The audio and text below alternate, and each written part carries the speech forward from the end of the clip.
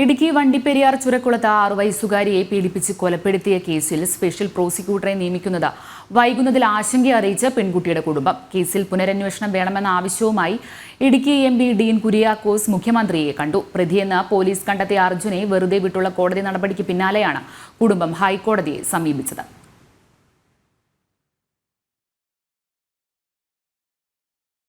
2023 December 14 Kattappana അതിവേഗ POCSO കോടതി പ്രതിയെന്ന് police കണ്ടെത്തിയ പെൺകുട്ടിയുടെ അയൽവാസി കൂടിയായ അർജുനെ വെറുതെ വിട്ടത്.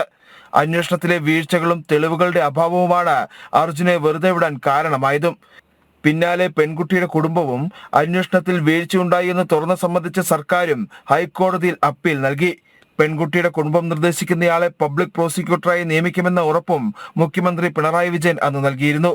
വാളയാർ കേസിലും അട്ടപ്പാടി മധു കേസിലും ഹാജരായ advocate Rajesh M Nair, CK Radhakrishnan, Sandeep എന്നിവരുടെ പേരുകളും പെൺകുട്ടിയുടെ കുടുംബം നിർദ്ദേശിച്ചു. അപേക്ഷ നൽകി 8 മാസം പിന്നിടുമ്പോഴും സർക്കാർ ഇതിൽ യാതൊരുവിധ നടപടിയും സ്വീകരിച്ചിട്ടില്ല.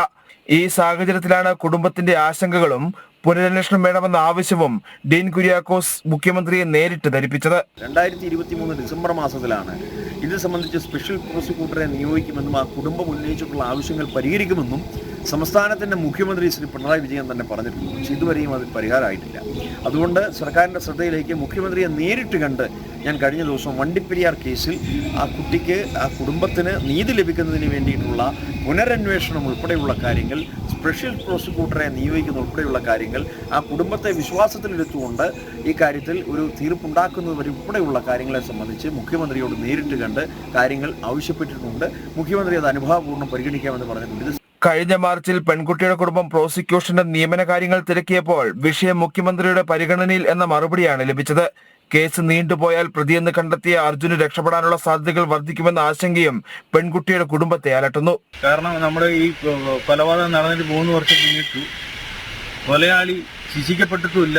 അവർ ഫ്രീ ആയിട്ട് ഇപ്പോൾ വെളിയിലിറങ്ങി നടക്കുകയും അവരുടെ സ്വന്തം കാര്യം നടക്കുകയും ചെയ്യുന്നുണ്ട്. അപ്പോൾ ഒരു കൊലപാതകം, ഇത്തരം ഒരു കൊലപാതകം കേരളത്തിൽ ഇത്തരം ശ്രദ്ധിക്കപ്പെട്ടിട്ട് ഇതിനൊരു ശിക്ഷിക്കാൻ പറ്റാതെ ആയിപ്പോയല്ല എന്നുള്ളൊരു വളരെ സങ്കടമാണ്. ഇത് എങ്ങനെയും നീണ്ടുപോകാതെ ഈ പ്രതിയെ പിടിക്കാനുള്ള കുറ്റവാളി ഇപ്പോഴും പുറത്തു നിൽക്കുകയാണ്. അപ്പോൾ അവനെ എന്ത് ചെയ്താലും അവനെ അറസ്റ്റ് ചെയ്യേണ്ട, അവനെ അകത്ത് കിടക്കേണ്ട ആളാണ്. അതൊന്നും നടപടിയെടുക്കണമെന്നുള്ളതാണ്. സ്പെഷ്യൽ പബ്ലിക് പ്രോസിക്യൂട്ടറായ അംബിക ദേവിക്കാണ് ഹൈക്കോടതിയിലെ കേസിന്റെ താൽക്കാലിക ചുമതല.